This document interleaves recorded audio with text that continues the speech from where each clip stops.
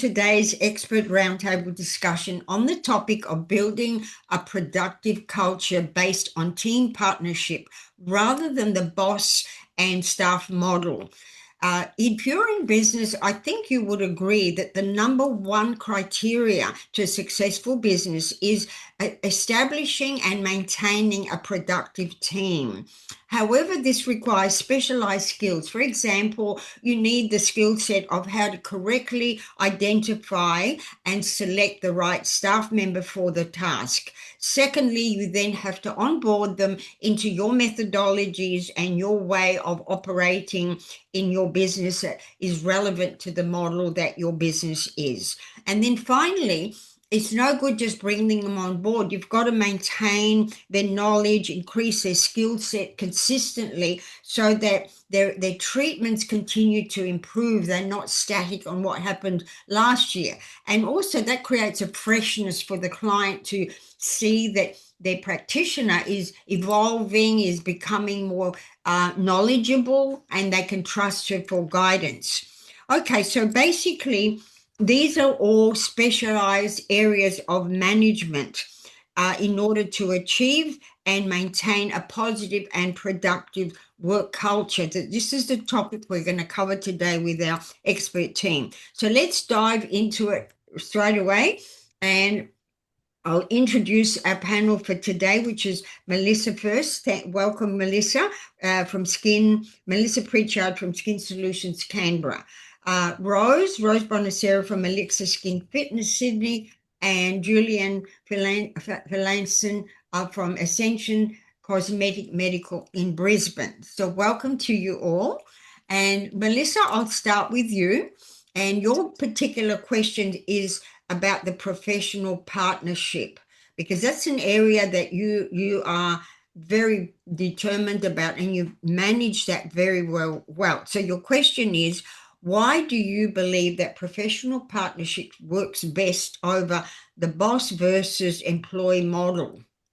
So I think the difference between the boss versus employee model and the professional partnership is actually ownership. So one of the most common things that I've heard from people in our industry when they leave a workplace is that they weren't heard, that their ideas weren't reciprocated. They'd go to their boss with ideas, nothing happened, so they didn't feel valued. And in our industry, we work with really highly educated people. So there are really highly educated people within our industry, and we are taught, so like nurses, dermal clinicians, we're taught to think critically. So we work within an evidence-based practice framework, and we are taught to make informed decisions. And if you don't create a space for that to foster that within your business, you're removing a huge part of what gives your team fulfillment. And so they've spent years going to university, 3 or 4 years at uni full time to learn these skills. They come into a workplace, and if you have a boss versus employee model, you've taken away everything that they've learned, and they're then told to follow protocol, which takes away a little bit of their freedom. And so, oh, sorry, knocked that over. So obviously, like as a leader or as a boss, your job is to still make sure that everything is safe, it is evidence-based, it is ethical. But your team are the ones that are delivering those services day in, day out. And so I personally really like to include them in the decision-making process. So I may think that maybe we need to add in a different service, or maybe we need to remove a whole line from a front point for whatever reason that is. But I will take that to the team to get their feedback before I just go in and say, so from next week, we are no longer doing this anymore. And I let them be involved in that decision-making process. It also, another big part of it is that mutual respect. So I don't ask anything of them that I would never do for myself. And I'm kind of a lead from the back mostly. I lead from the back most of the time. I like to set expectations and then facilitate them to meet them instead of just being, this is what it is. And if you don't meet it, goodbye. So it's about working with them. but it doesn't blur the boundaries. Like I spend a lot of my time finishing up the day, mopping the floors with the rest of my team. But that doesn't blur those boundaries. It helps actually build rapport with my team, that nobody in my team is above the work, whether you own the business or not. And so it also comes down to knowing when you need to lead from the front, when you need to go in and be like, nope, this is not working. There are big things happening. We need to make change. And I'm sorry you don't really get a say in that because it's crisis. Yeah, that's important. Yeah. And knowing when to step back and set directions and let them help with the decision making. And so it creates space for them to take ownership of their work, for them to have pride in something that they've worked towards. We set goals together, so we have a whole team working towards the same goal. And that doesn't make you any less of a leader. It just helps make a partnership that still has structure. Good, good. That's a good point. Um, Yeah. yeah. It creates a lot of trust. Like it creates trust within the team. And so it gives my team like the opportunity. Sometimes I've had the most like it's probably not the last idea, but sometimes mopping the floor at the end of the night after a big day, I know the most about how my team feels in my business at that point. Mm. Things will come out when everyone's got a broom and something in their hand. And so it doesn't, I absolutely set standards. I absolutely have tough conversations. I have expectations that I expect to be met. And if they're not, I address them immediately. So really, you're But tapping into the psychology of self-worth and mm, contribution. You're tapping into that element of engagement that makes them feel valued and so that they can give the maximum benefit because it's been you've seen it, you're pulling it out from them. So yeah. that's very, very good. Julian, what's your thoughts? Yeah, I think my thoughts about that are, there is a lot of value in really immersing yourself with your team and, getting your hands dirty. I think when they can see you really sharing that load, there's a lot of respect and a lot of, you also then, yeah, understand what they are doing day in, day out. And I think, yeah, like no one should be above the work. And I think it's really important to lend a hand and find the opportunity to help and show that you really understand what they're doing day in, day out. And then I feel like whatever conversations lead from that, it's much more resonant and understanding and compassionate. Mhm.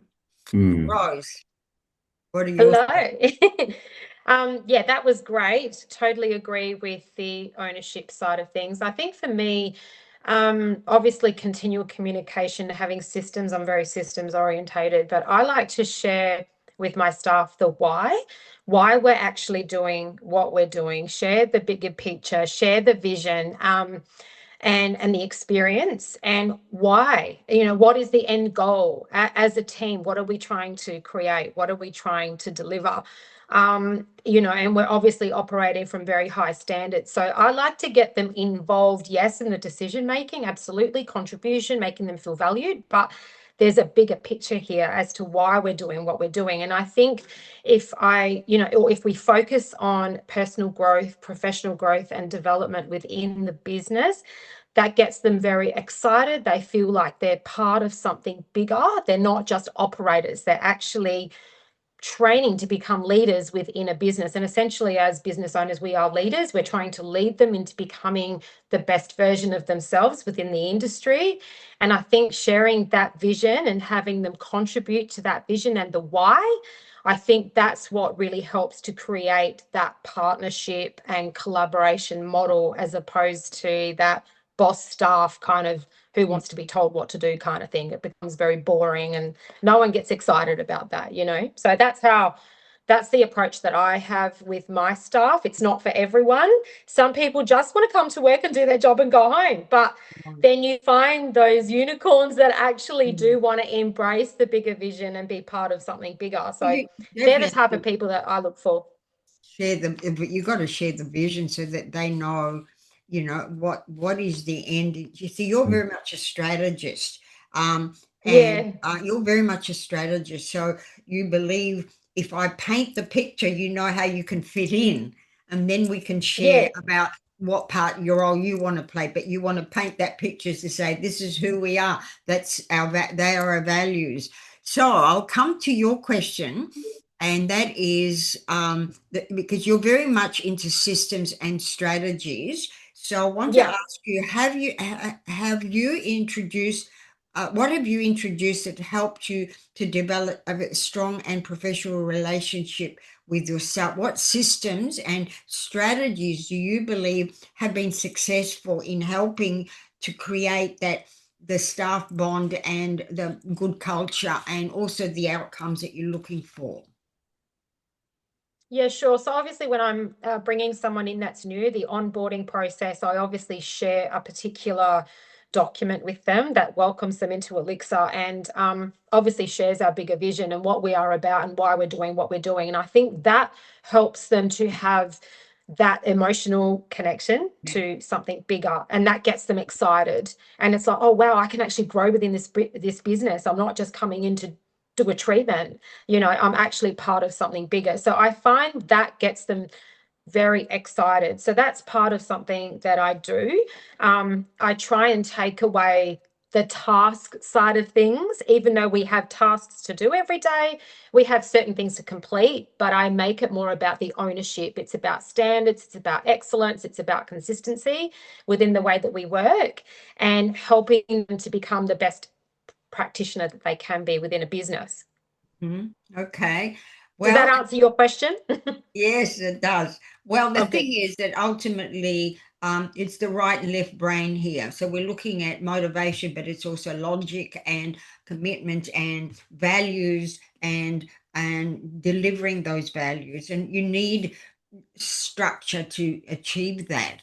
So, okay, I'll go to you, Julian. What would you add in the systems category of staff development?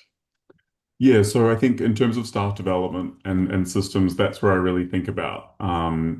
So what we do is called success planning, and so that's where there's that one-on-one meeting every month. And yes, there are metrics that we look at, and I can share with you guys what we look at, but really the heart of it is in the values of our business. And really what I love that leads into is the training opportunities that are available to them and always being focused on their development. Mm. And I find that when you kind of frame the conversation around the training and development of the team member, it's easier then to talk about the KPIs and things that matter for the for business, while keeping it really exciting for the team member. So you're really bringing out the why they need to do it, and yeah, the Yeah. goal to Melissa.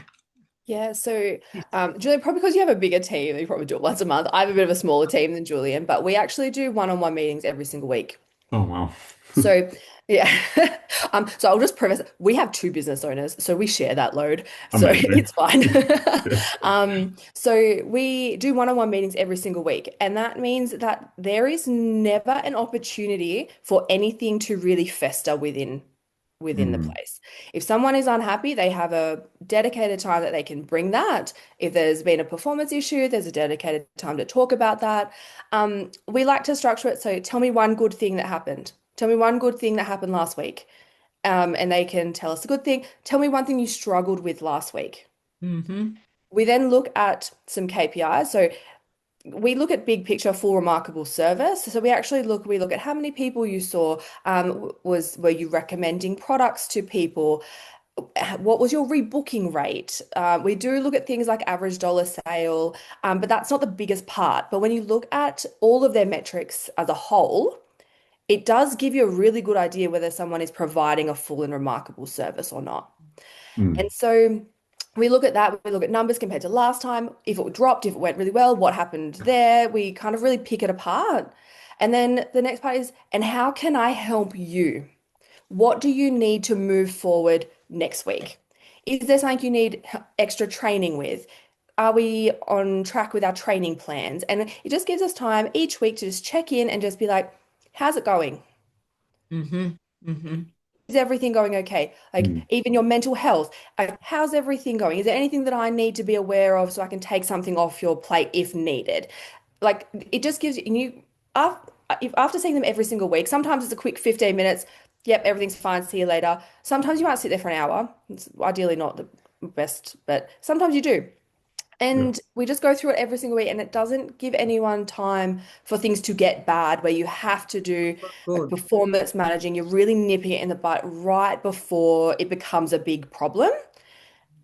And So so then you're you don't monitoring. have to do it you're not waiting till their 12-month mark to be like, well, actually, the last 6 months you haven't been performing. You're And so, monitoring yeah, the that's how we tend to temperature. do it. You're monitoring the temperature of their Mm. emotional state as well to act proactively to prevent things. And that's very, very, very good. But also you're nurturing your intention, which is to care for her to perform. That's what a good coach does. He motivates, he shows belief in the athlete and gives them encouragement that, but also checks on, are they where they're struggling to give support so that that doesn't get out of hand.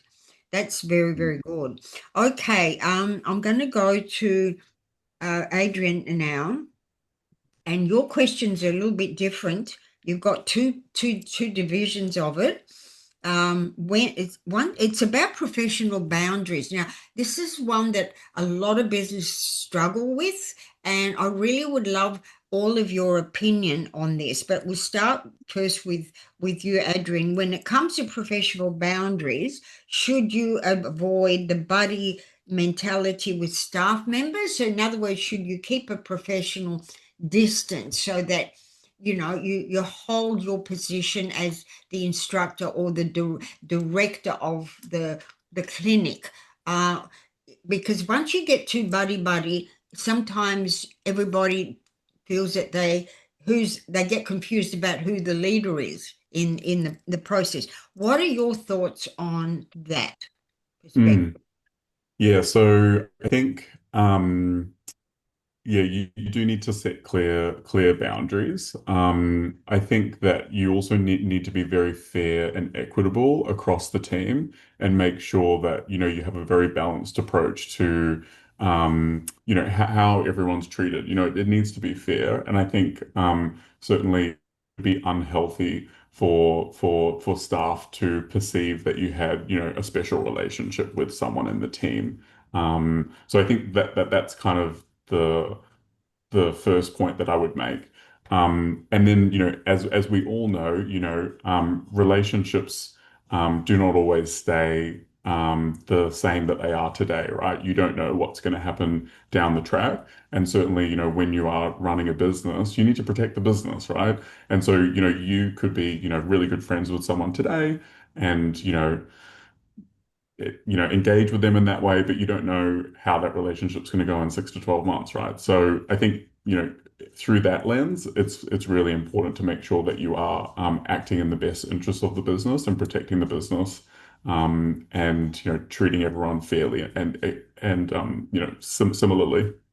I think because you've got a large team, you've touched on an important issue, and that is that people will perceive you. If they see you buddy with one person over them, it Mm, creates that political thing that can happen. So, what you're saying, you maintain respect, you try to keep that even across all staff so they feel equally valued. That mm. would be more challenging for you because you've got a big team. Yeah. So the thing that underpins all of that is our values. And one of our values is mutual respect. And so really, when you have clear values that govern your business, as long as you act in accordance with those, then you can ensure consistency throughout all of the behaviors in your business. Yeah. Values and respect, they all come back to ethics, and there is a resurgence of what is ethics in the clinical and personal care environment because there's a lot of good principles that once we understand them and we carry them in what we do, it can solve a lot of problems and prevent things going wrong. So, Mm. yeah, that's an area that I'm very, very passionate about. We're actually going to join an organization that's nationally renowned for ethics in healthcare, and Mm. I'm putting a submission in for that. They've invited me to put that in because I believe that ethics is it's undervalued and misunderstood, and Mm. but it's a unifier. It really is. Anyway, relationships. You've got a smaller team, Melissa. How do you handle that? So, like, just full truth, I've made these mistakes before. I've probably sat where all small business owners have. I was very good at my craft. I opened a business, decided I outgrew being two of us, got a team, had no idea what to do with them. I didn't know how to manage them. I didn't know. And I've made that mistake. I have made the mistake of being too friendly. Mm. Um, and it does blur things when they start coming to you with problems and you are taking into consideration their personal life within the workplace, it creates problems. You stop holding everyone to the expectation that you have set within your clinic and you hold. And things do start to slip, and it is hard to get back once it goes that way. Mm. So I had a very steep learning curve at one point where I went, I'm being a friend, and my thought was, if I keep her happy, then like it'll be okay. If I look after her mental health, but it didn't get better. And so it didn't end up well for my clinic, or the team member. And I actually learned very quickly that I was actually doing her a disservice by doing that. And so I was not showing expectations. I was not holding boundaries. I was really letting them run and do whatever they want because I wanted them to be happy. I wanted to be a nice boss. I wanted to be them to be happy. But actually, what I was doing was making it very, very confusing about the expectations that I hold. And then when it came to the time when they weren't performing, that it was not clear. And so then I had Mm, to really reset boundaries. And that's when everything changed within my business. It mm, started to be like, okay, no, actually, we can be nice to one another, and there's no reason that anyone has to be mean or be yelled at. And we can still talk about what we did on the weekend because we are 40 hours on the floor, we're there together every day. But I stopped taking into consideration personal aspects to an extent. And I held my boundaries more, and everyone started to thrive. They mhm, felt comfortable. They knew what was expected when they walked in the door. They knew when to come to me when there was a problem. And everyone wasn't just allowed to be run free within the clinic. mm, And so I've made the mistakes that everyone has made and holding those boundaries and really being like, no, I'm not doing them a service here. Like it's not a nice environment for them when no one knows what to expect. mhm. And so we changed all of that and it has been so much better. So I don't think you have to be nasty. I think you have to, once again, go back to your values, go back to your expectations and hold firm on that. Mm. Just one question in addressing that.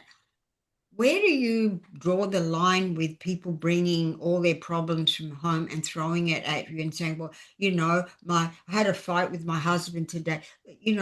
When we were trained, when I was trained, you leave your problems at home and you come in and you now put on your professional um, uh, intent so that you are move. And we've got to be compassionate, and there's a lot of talk about mental health and being able to be supportive, but you this is where balance is needed, because if you allow everybody to bring in their personal problems and muddy the waters and carry the grievance from home into the work environment, you've got major problems. On the other hand, if you shut the door and you don't allow people to articulate they're going through a crisis, that's considered incompassionate and it's inappropriate to do that as well. So Mm. Yeah. finding how do you find that balance? Rose, you're shaking your head. Tell us your opinion. Yes. Look, at the end of the day, we are all human, right? But there is a time and a place for everything. And I think creating structure and clarity is really important around having the boundaries of when you can actually talk about certain things. You want to make staff feel safe. You want to be an approachable person. If they do have an issue, it's really important that they feel supported. But there is a time and a place to discuss those things. You have weekly meetings for that kind of thing, and you can really connect with your staff on that level and help them to, learn some strategies to get over some personal things that are perhaps influencing their work. But at the end of the day, we are dealing with other people's time, and we do need to be professional when we are dealing with clients. They are there for their own reasons, and they are there for their own time out. So there is a time and a place to actually discuss these things with your staff. It can be very easy to have blurred lines with your relationship. And if you make them feel that they can talk about these things at any time of the day, you end up losing the focus and you end up losing clarity and structure around what you're trying to achieve. And I think that's important. There is a time and a place for everything. Yeah. They need to feel safe and supported, but there is a time for that. I think the key word you've said there is clarity. I was just doing a study on the healer being need to be healed before they can heal someone else. And what they were saying is that if you are dealing with issues in your own life that can cause pain, confusion, when you're reaching out to somebody else, you're bringing that toxicity, if you like, into that workspace. So while you have to honor your needs, you've got to look at the right environment to deal with them, and dumping them in your work environment is not healthy. And especially if you're transmitting it through your communication with your client and you're bringing in anger or frustration, it will manifest somehow. So it's very, very important that we value our well-being, but we also understand the where we need to address it. And I think that's very, very, very important. Okay, Adrian, the second part of the question is, when it comes to politics, should you introduce what do you introduce to avoid politics and conflict in the workplace? So basically, in the workplace, you will have things going wrong, and you can have politics, which is people siding with each other.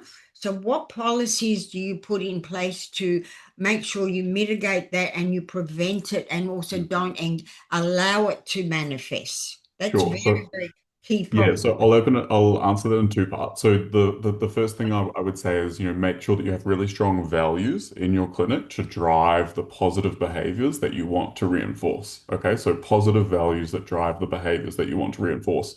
And then the second thing I would say is make sure that if you don't already have one, create a grievance policy. Okay, so it's a very formal document that would outline, how you might manage a grievance.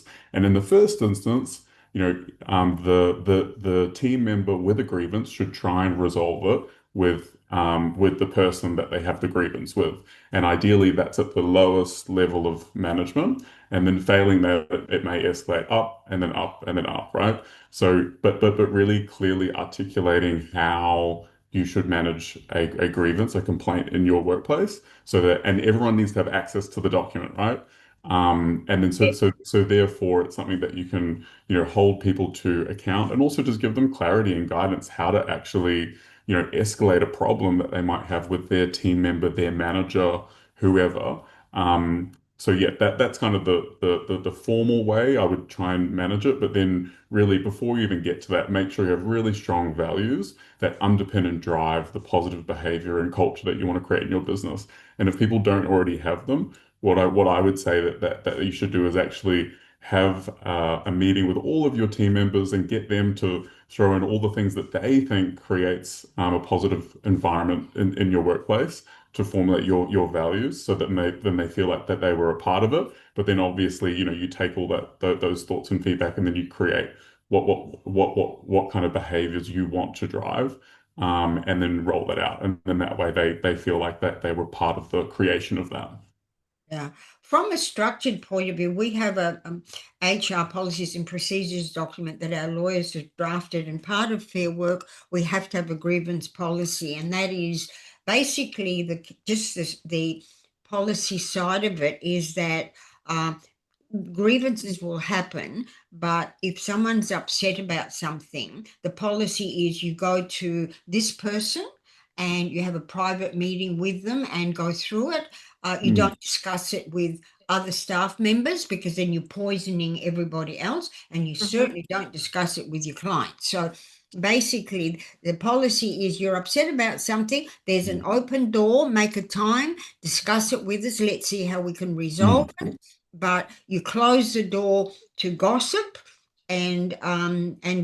that's how politics start, because you put a doubt in somebody's mind that the boss is doing the right thing, because you are now throwing your grievance and creating doubt and distrust and confusion sometimes. So I think having that door closed and saying that's not allowed, all grievances must go to this person. If you've got an HR person, or if you've got a staff manager or the owner, you say that we have an open door. If you have a problem, we'd love to hear from you. We want you to feel safe. But please, we do not permit you to discuss it with another staff member, or even to discuss it with a client, of course. So. Yeah. I think one thing I've learned is it's as soon as you see that negative behavior, that conflict, even the seeds of it, addressing it as soon as possible, and not letting it fester. Don't wait to give the feedback. You need to find the most appropriate time as soon as possible to call it out and have that chat. And hopefully we have positive relationships with all of our team members where you could just pull them aside and say, hey, look, that's not appropriate. Like, and remind them of the company values that you've created, and call out, how that behavior doesn't align with that value, and then just move on. You know what I mean? Hopefully it doesn't have to become anything more than that. Yeah, okay. Melissa, do you want to comment on that? Yeah, I think it just comes back to the one-on-ones. It gives giving plenty of opportunity to give feedback. It's a bit hard, I suppose it's a little bit harder in a small team. Like I've always said, and I'm very open, and I'm like, if you have a problem with something, I'm always open to feedback. I'm a bit of a neurodivergent person, so sometimes I am just not aware. And I tell people from the very beginning, I say, sometimes I'm just not aware that that has happened. And if you don't tell me, I don't know about it. And so I've just said it from the very beginning, just come to me. I will never be offended. I will never, but if you're not comfortable coming to me, you can just go to the other one. And so, but same, there is always a door open for Yes. someone to come to me with a problem, and it's never too big, never too small. But I have performance managed bad behavior, like bad culture, and a bit of cattiness and things like that. I had to reset values and do all of that work as well, because it does. And once it seeps in, it's tricky to get rid of. It is, especially if you're vague. That's why clarity is so important with values. So they're reminded and reviewed. And it's like ethics. You can't just set them at the beginning. You've got to reinforce them. So they're Yes. at the front of their behavior. They know these are the expectations. This is how you're to navigate in our environment. And it's important for harmony and for productivity, and also for prevention of things going wrong. Rose, your thoughts? Yes, I think setting those standards around culture within the business should be done at the onboarding time, because it's not just about politics, it's also about the impact on business itself and your reputation. Because if clients come in and they can sense tension, they can, and the therapist is discussing these things with them, they're not going to come back, and that is going to significantly impact the business. So I think setting that structure and that clarity and those boundaries out at the time of onboarding, and reflecting back on that if they forget that there is a time and a place to discuss things and you need to catch it while it's happening, then I think you can minimize the impact on what can happen within the staff culture and the impact on business as well. It's really important. You don't want that heaviness. I always put myself in my clients' shoes, and I can sense when I go into a practice and it just feels a bit heavy and just something doesn't feel quite right, they're not going to go back.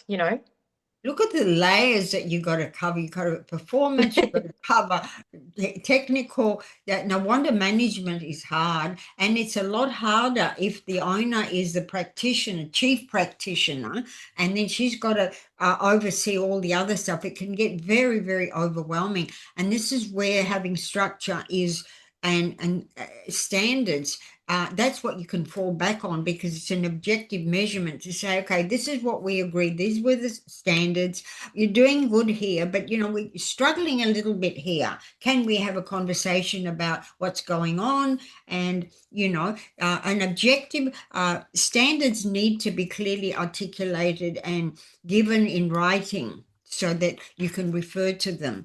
Okay, let's move to the performance review, because that's an area that a lot of people, some people do performance reviews and others say, oh, my staff get threatened if I have to review their performance. So the question to all of you is, do you believe in a one-on-one performance review with your staff member, and what metrics do you use to determine if they're achieving the standards and goals that you require of them? And how can you make a performance review non-threatening? Because that's the area that some people feel, oh, when I say I'm going to review you, they get all scared and they think I'm going to judge them. How do you overcome that? Now, first of all, do you believe in one-on-one performance reviews? Okay, you all agree. Okay, I'll start with you, Melissa. I know you certainly do. Yeah, so I do. So this is the thing, and I was thinking when you were asking that question, been in companies where you get told how you're doing once a year, Mm. and it is terrifying. It is because you have no idea. You're like, I think I'm doing a really good job. And then you get in there and I mean, they've never said that to me, but like they could be like, no, you're not. You're doing terrible. You're not meeting any of your KPIs, and it's never clear. And no one ever has a meeting with you up until that point. And then once a year, you get told whether you're going to get a pay rise or not. And that's not. I don't think that's nice. This is scary. Yeah. Yeah. I at the 12. If you do yearly before, I don't do yearly performance reviews So how often do you do your reviews? every week. Oh, really? Wow, that's Yeah. great. Like Every I'm looking at it okay, let's week to fortnight. Let's say week to fortnight. Sometimes we miss a few weeks. But every single week, we're looking at how many people did you see? Were their products sold? What was your rebooking rate? Your average dollar sale? Did you get reviews this week? If you were working on, say, let's say skin needling, how many of those services did you do? So at every step of the way, I'm going, are we meeting my expectations here? And so it never really gets to the point where, without a conversation leading in, that I have to go to someone and be like, you are not performing, without them being very well aware that they're not performing. So you're Because it's a using small discussion all the time. you're using the metrics of review to shape performance. Yeah. Because what you're doing is you're giving them feedback so they know if they're moving in so if they're not, you can then steer them. So you're using it as performance metrics and also an incentive to improve performance and help that get stronger. Because it also gives me a chance to be as it happens very fluidly. Like, okay, so you saw double the amount of people last week than you did the week before, but then your rebooking dropped and your recommending of retail dropped. Mm-hmm. Okay, is it possible for you to work at that capacity? Mm. Or do you need extra time in between clients? Are you feeling too overwhelmed? It gives you a chance to really change things to set people up for success, because I'm not here to get people to fail. I really want them to succeed within my company. And so I want to set them up, and each week we can really navigate it and be like, okay, well, what happened last week? Or they had really great like recommending. How come that happened? And really positively reinforce what the behaviors that we would want within, and that meets values, that does all that. And so I actually do it. We do it every week. Okay. Rose, what are your thoughts? Yes. Well, I think there's a lot of fear around performance reviews, and I think they should be a time for staff to get excited because, I mean, I don't do them weekly. I have meetings often, but performance reviews to me are not just about metrics and figures and average dollar sales. It's actually about goal setting. It's about where I can make staff feel more supported in their growth, what they're wanting more help with, where they see themselves in 5 years, what else it is that they want to achieve within the company. It always bring it back to the company. And yes, we do need to discuss metrics, we do need to discuss performance, but that's not what a performance review to me is about. I think that then comes across as making them feel like they're not being good enough sometimes. Because I think if you get down to the root cause of why they're not performing, I think you're going to get a better therapist. I think targets and KPIs are important, but I think setting targets should be in a team environment, not done individually, because that's where you create competition. That's where you create a different kind of culture between therapists. If they're working together as a team to achieve a certain target as a team, you can still analyze them individually and you can assess patterns if they aren't performing them yourself as a boss. You can see that, but you need to get to the root cause of what it is. And I think a performance review needs to cover all of those things. You need to let them know what is going on. Absolutely. You have a duty of care to do that, but you also need to find out what it is that they're not happy with, because if they don't believe in something, if they're not feeling a certain way to be able to perform to their capacity, you need to get to the root cause of that, or you're never going to resolve the issue. So you're looking at the culture and what that the culture is blended culture that it reinforces, and also if somebody's a little bit weaker, if they hear from someone stronger, it encourages them. So really, you're using the group dynamic element for growth, Absolutely. and also for identifying where the business needs to go as a unit, not as through individuals only. Yeah. I mean, we need to assess individually. Absolutely. It's our job to do that, because if you see someone falling short continuously, there's something going on. You need to address that. Absolutely. But I think coming at them in a different approach, I think you'll find what the root cause of that is. Well, I think also if you've got a biggish team, I'd like to come to Adrian about that. Just having one-on-one isn't it, if you've got a small team, then one-on-one will work. But if you've got a bigger team, then that team can drive the culture. So you've got to address it as a combined unit as well. What are your thoughts on that, Adrian? Yeah. So for our clinical team, so all of the staff who are treating patients, we see them every month. And then for all of the non-clinical team, so people behind the scenes, we would do it quarterly. And then so for the clinical team, we call it success planning. And as I said before, it really focuses on their training and their development. And we have a budget every year that they can pluck from to say go to a conference or do an external course or what have you. So if they haven't yet used that, we would be looking at opportunities for them to use that.